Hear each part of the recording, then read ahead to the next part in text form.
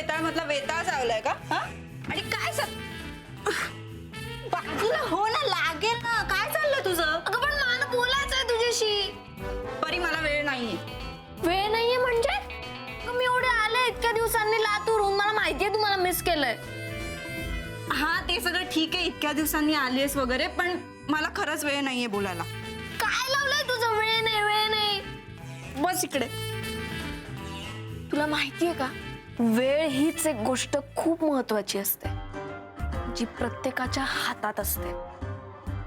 आणि एकदा का वेळ निघून गेली की कोणी काहीच करू शकत नाही. म्हणजे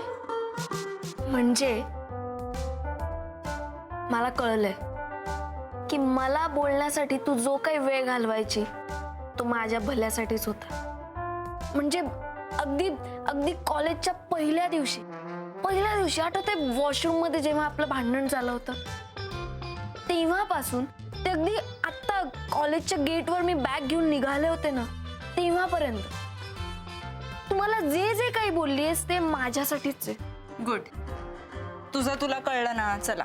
हे माझं मला कसलं कळतंय? मला आईने रिअलाइज करून दिलंय. किती मूर्खासारखं मी ग्रँटेड धरत होते ना आयुष्याला. वा, म्हणजे आईचं तरी ऐकतेस तू. हो मग. आणि आता मी तुझंही ऐकणार. सायली, मी नेहमी म्हणायचे ना की तू रेणुकाची आई आहेस.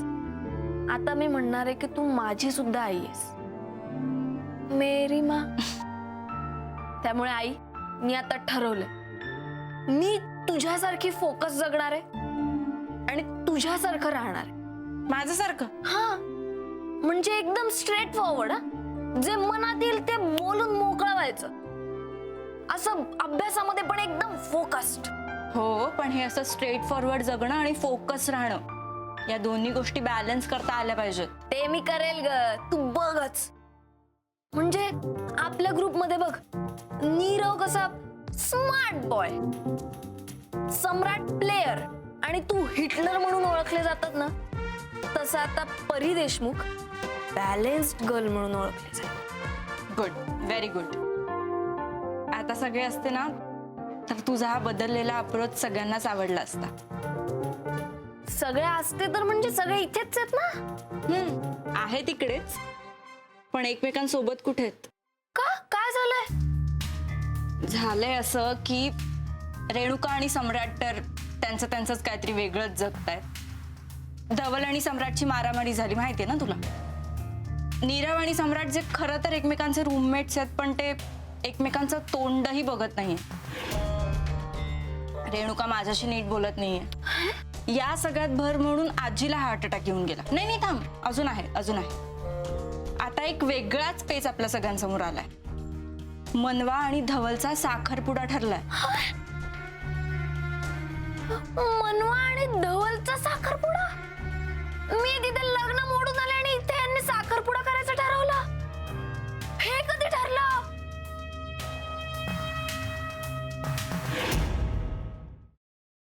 काय आडावडीक चालली, जरा थोडं धीर धरा ना. मग तुमचं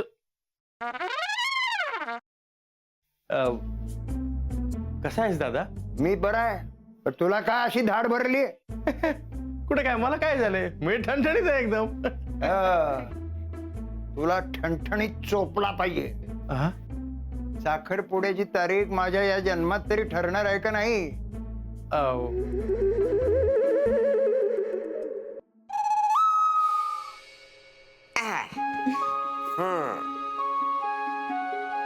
कसा वाटता? आम्हाला छानच वाटतंय, पण आम्ही साडीत कशा वाटतोय हे महत्वाचं. ऍक्च्युली आजी, बऱ्या दिसतोय ना आम्ही? बऱ्या दिसतो? अगो, नक्षत्र आणि दिसतास दोघं. खरंच? मला तर इतकं टेन्शन आलं होतं ना, म्हणजे याआधी कधी मी साडी नेसली नाहीये ना. हो ना, आता फक्त ही कॅरी करायला जमली म्हणजे मिळवलं.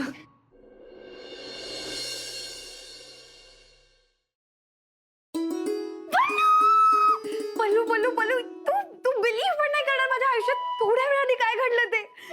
नीतू, काय झालंय? तू एवढी एक्साइटेड आहेस, किंचाळतेस, प्लीज सांग काय झालंय?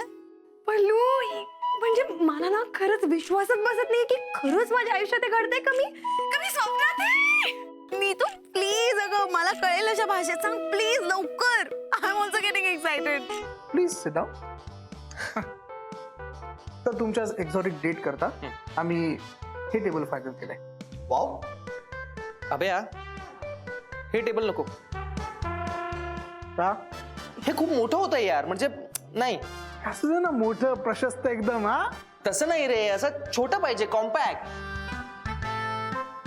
यार प्रत्येक गोष्टीचं एक्झाम्पल द्यायला लागते. हे बघ हा असा हात घेतला केवढा लांब होतोय केवढा लांब होतोय. ते जरा असं इथे ओके